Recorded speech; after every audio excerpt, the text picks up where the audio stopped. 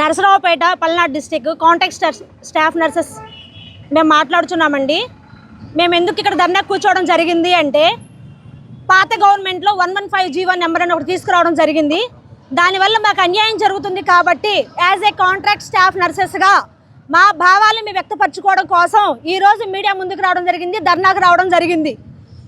విషయం ఏంటంటే, contract staff నర్సెస్గా మేము గత 15 సంవత్సరాల నుంచి జాబ్ చేస్తున్నాం. ఇక్కడ మాకు కాదని చెప్పేసి ఏఎన్ఎంసీని ట్రైనింగ్ పీరియడ్ అని చెప్పి తీసుకొని వచ్చి వాళ్ళు మా ప్లేస్లో మా పోస్టులు వాళ్ళు ఫిల్అప్ చేయడం ఎంతవరకు న్యాయం? గవర్నమెంట్ వ్యవస్థ అనేది ఆలోచించుకొని నిర్ణయాలు తీసుకోవాలి.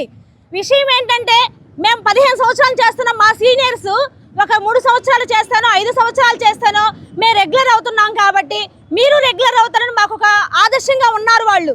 మేము గత 15 సంవత్సరాల నుంచి కాంట్రాక్ట్లో జాబ్ చేస్తున్నాము. ఇంతవరకు ఏ గవర్నమెంట్ కూడా నోటిఫికేషన్ ఇవ్వడం జరగలేదు. అయినప్పటికీ ఏదో ఒక రోజు మాకు రెగ్యులర్ అవుతాయి, మా జీవితాలు బాగుపడతాయి అని చెప్పేసి మేము ఈ కాంట్రాక్ట్ పోస్ట్ని చేయడం జరుగుతుంది. కానీ ఏ గవర్నమెంట్ వ్యవస్థ కూడా మా పట్ల జాలి దయ లేకుండా మమ్మల్ని అలా పెండింగ్లో పెట్టేసి ఆ జీతాలకే పనిచేస్తున్నాము. మేము చేసిన సర్వీస్ ఎవరైనా చేస్తున్నారా? ఒక కోవిడ్ విషయంలో కానివ్వండి, ఒక ఎమర్జెన్సీ డిపార్ట్మెంట్లో కానివ్వండి, ఒక కాన్పుల విభాగంలో కానివ్వండి, ఒక ఆపరేషన్ థియేటర్స్ కానివ్వండి, మేము చేయని డిపార్ట్మెంట్ ఏముంది? మేము అన్ని డిపార్ట్మెంట్లో వర్క్ చేస్తున్నాము. కానీ మాకేమైనా బెనిఫిట్స్ ఉన్నాయా? మాకేం దానివల్ల ఉపయోగం ఏమైనా ఉందా? మా సర్వీస్ మేము చేస్తున్నాం కదా, మా సర్వీస్కి మేము న్యాయం చేస్తున్నాం కదా. మాకు ఎటువంటి న్యాయం జరిగినప్పుడు మేము ఎలా చేస్తాం? అలాగా మాకు మీరు ఏదో ఒక విధంగా న్యాయం చేయగలిగితే, ఏదో ఒక విధంగా మీరు కూడా మమ్మల్ని రెగ్యులర్ చేస్తే మేము చేసిన వృత్తికి మేము చేసిన సర్వీస్కి న్యాయం జరిగినట్లు ఉంటుంది.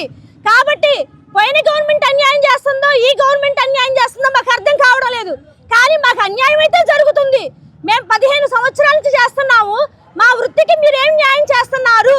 కాబట్టి మా కాంట్రాక్ట్ స్టాఫ్ నర్సెస్ అందరినీ కూడాను మీకు ఏ విపత్తులు వచ్చినా కానీ మేమే ముందుండి చేస్తున్నాము. కోవిడ్లో చాలా మంది చనిపోవడం జరిగింది. మా వల్ల మా కుటుంబాలు కూడా అన్యాయం అయిపోయి వాళ్ళందరూ కూడా ఎఫెక్ట్ అయ్యారు. కోవిడ్ పాజిటివ్ బారిన పడ్డారు, చాలా మంది చనిపోవడం జరిగింది. కాబట్టి మీరు మా సేవను గుర్తించి మాకు రెగ్యులర్ చేయండి. వాళ్ళు అన్యాయం చేశారో మీరు అన్యాయం చేస్తున్నారో మాకు అర్థం కావట్లేదు. ఏ విషయం అయితేనే మీద మాకైతే అన్యాయం జరుగుతుంది. కాబట్టి ఈ గవర్నమెంట్ వాళ్ళు కొంచెం దీని పట్ల నారా చంద్రబాబు నాయుడు గారు అవర్ సీఎం మా పట్ల కమిటీని వేసి మాకు న్యాయం చేయాలని ఆలోచిస్తున్నాం. హెల్త్ మినిస్టర్ సార్, మీరు మాకు కమిటీని ఏర్పాటు చేయండి. ఎవరికి అన్యాయం జరుగుతుందో ఆలోచించుకోండి, మాకు న్యాయం చేస్తారని హెల్త్ మినిస్టర్ గారిని శ్రీ నారా చంద్రబాబు నాయుడు గారిని మేము అభ్యర్థిస్తున్నాము.